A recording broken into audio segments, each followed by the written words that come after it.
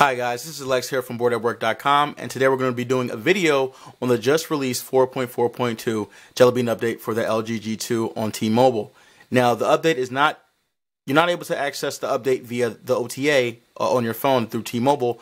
That is not yet available, but there is a manual way to update it, and we will be showing you how to do that today. We'll also be showing you the update on the LG G2. Now, I'm using a Mac right now, but you can do this also on a Windows computer. The methods are definitely the same. All you have to do is have a USB cord and your phone and download the application. Now, if you don't have the LG PC suite, then you need to install it. If you do, then you can skip this step entirely and go right to connecting your phone and checking for the upgrade. Now, what I'm going to do here is to show you guys who don't know how to get the PC suite how to do it.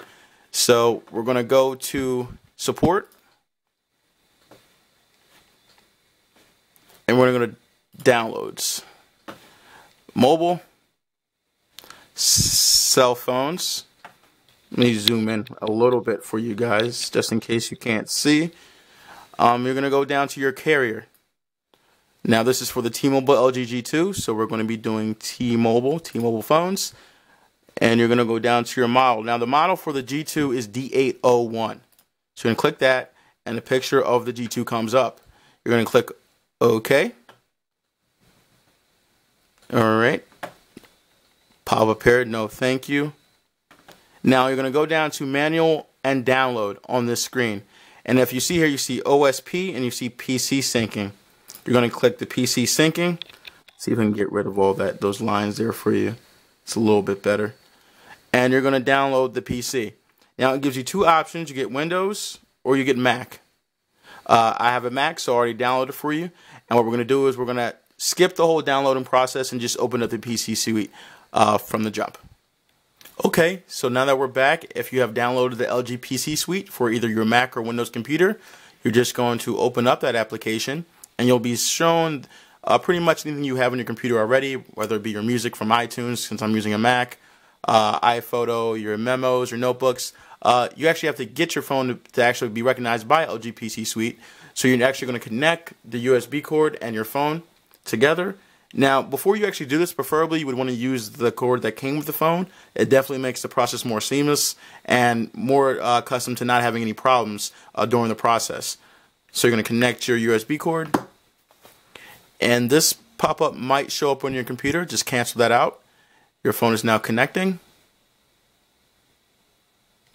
and you'll be shown information based on the status of your phone. You'll be shown 50% on your battery right now. Currently for me, the version of Android 4.4.2, since I've already done the update, the model number, and the memory that's been used. You also have access to your music, your videos, and your gallery. You can actually sync that to your computer, so it's actually backed up for you if anything goes wrong. Now, in order for you to actually get the upgrade process started, let me zoom out first so you guys can see what I'm doing. And you're going to go to the top left, or if you're on a Mac right now, you're going to go to the top left and go to phone. For Windows computers, the option will actually be below the screen here. You actually just see it and you can click check for upgrade and you'll go that way. But for Macs, you actually have to go to the top left here, go to phone, and go to phone software update. Now it says checking for most recent update. It says cannot connect to update server. Now I've been having this issue for the most part of the day. It took me a while to actually get the update to start. So if this happens for you, don't be discouraged. Keep trying to do so whenever you can, but the update will be accessed through this protocol. Now, if once you do the update, it takes about 20 minutes, depending on your download speeds, etc. And it actually takes 20 minutes for it to install on your phone. Make sure your phone is at least at 50% battery, just to minimize any problems, so you won't have a brick paperweight after it's all said and done. And then you'll open up your G2, and then you'll be the proud owner. Okay, guys, now we're actually going to be delving into the 4.4.2 update for the LG G2. Now let me lock the screen for you guys so you guys can see how the lock screen is. Let me unlock that for you. Now everything's pretty much the same. You have your icons at the bottom, your lock button, key, time, and everything's the same. Now if you do have a third-party application for your lock screen, for example, Cover, what happens is you can actually do a pull-down feature to get rid of your notification and your home buttons at the bottom, which is a pretty neat feature. I'll be showcasing that later on in the video. So let's unlock your screen here, and what you are seen here with is the actual home screen that comes with the G2 when you first purchased it. Nothing's really different about the home screen. It's still the same fluid animation when you're scrolling. If anything, it seems a bit smoother, but at the same time, it was already incredibly fast with the Snapdragon 800 processor inside this bad boy. Now what we're going to do now is show you the notification bar. And now there is a bit of a change here. You do have the settings button, which was located a little bit above the notification name here, and now it's moved to the top right. You're still represented with the Q slide icons at the top. You cannot get rid of that still, and you cannot get rid of the brightness and the phone call volume. But other than that, that's pretty much how the lock screen notification bar is going to be. So let's get rid of that, and we're actually going to go into the settings menu. Sorry about that, guys. There you go. And you're presented with the same kind of swipe action, as you can see here. Widen that out a bit for you guys. And the settings are pretty much the same. Nothing's really different. Everything's in the same place. Sound is the same. Display is the same. And in general, it's still the same. Okay, and we're going to go exit that there. And you still have the same gradients for the home screen, home buttons. You still have the light black, the gray, and all that good stuff. I'm going to go into the app drawer. And again, everything's pretty much the same. You can search for apps if you want to. That's a bit new, which is a cool feature to add. Go back here. But other than that, you click settings. You have the same way you can exit out your icons, as you can see here. Go back. And it's just smoother. It's fluid, it's fast. Like I said, you're not really going to get any lag time. Now, I just did this update today. So in terms of battery life, I really can't give you guys a quick take on that. But as it seems, though, it seems a little bit better.